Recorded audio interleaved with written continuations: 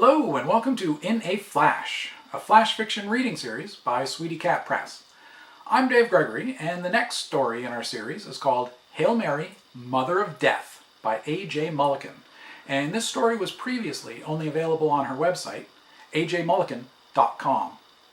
Now, each story in our series has a collaborating partner, so our co-sponsor of today's reading is David Bowmore. Hail Mary, Mother of Death by A.J. Mulliken. As I trek through the jungle, sweat oozing from every pore, I come upon the most macabre relic I've ever seen. Carved from a rose-colored marble, the veins in stone remind me of rivers of blood, and her sanguine smile sends chills down my spine, despite the heat.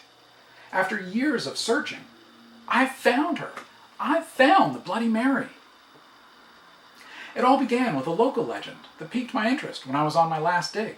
A legend of a Catholic artifact that predated the Mayans, who had built the ruins on which I now stand. Madre de los Muertos, she was called. Mother of the Dead. The legend, which had been translated by my guide and companion, Jesus Rodriguez, told of a curse that accompanied the Virgin Mary and followed any who laid eyes on her.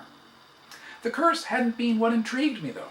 What really grabbed my attention, the driving force behind the last decade of my life, was the archaeology of it. Madre de los Muertos, if she was as old as legend claimed, should not exist. She was a mystery, an anachronism, a thing out of place and out of time. And now she was mine.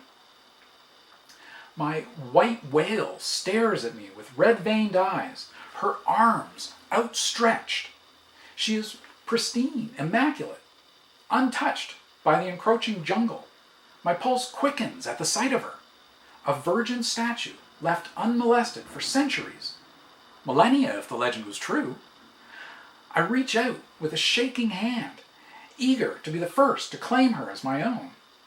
Before my fingers meet the rouge marble, a rustling from the thick network of vines behind me draws my attention.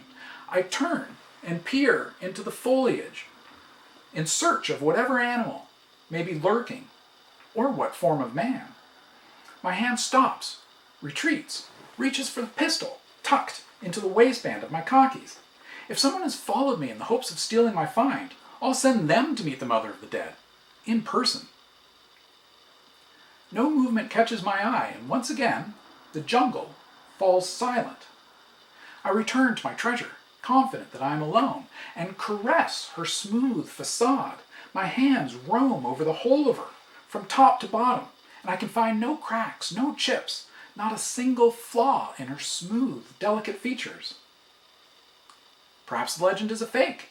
I find it hard to believe that any statue, no matter how well constructed, could stand the test of time and face the elements and come out this intact. There should be cracking and crumbling, degradation and decay. The jungle should have taken her beauty centuries ago. The thought brings me back to reality, and I look again at the vines that surround but do not touch the statue.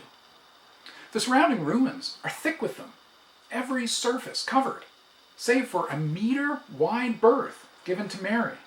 Upon inspection, I see no trace of blade marks on the undergrowth.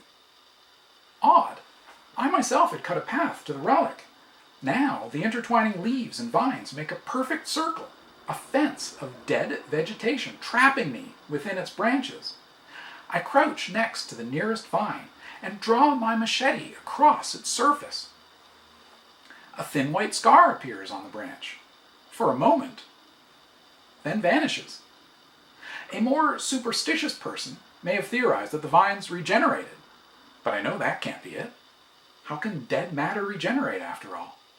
I wipe sticky sweat from my brow and stand back up. A drink from my canteen does nothing to sate my sudden thirst, leaving me parched.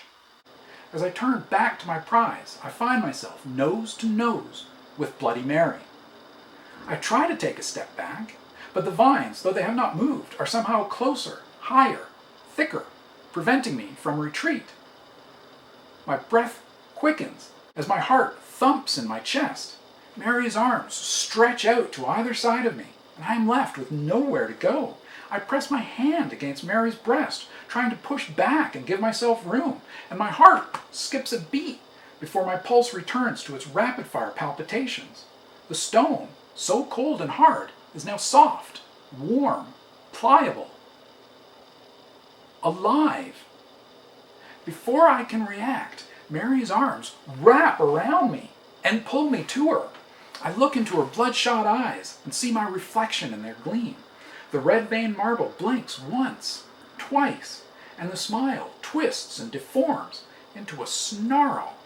She embraces me tighter, and the air is forced from my lungs. I gasp for breath and push against the woman holding me, but she is as strong as the marble she was carved from. My vision tunnels as I am squeezed ever tighter, and I realize that the mother of the dead has now claimed me as one of her children. And that was Hail Mary, Mother of Death by A.J. Mulliken. This installment of In a Flash was co-sponsored by David Bowmore. I'm Dave Gregory for Sweetycat Press.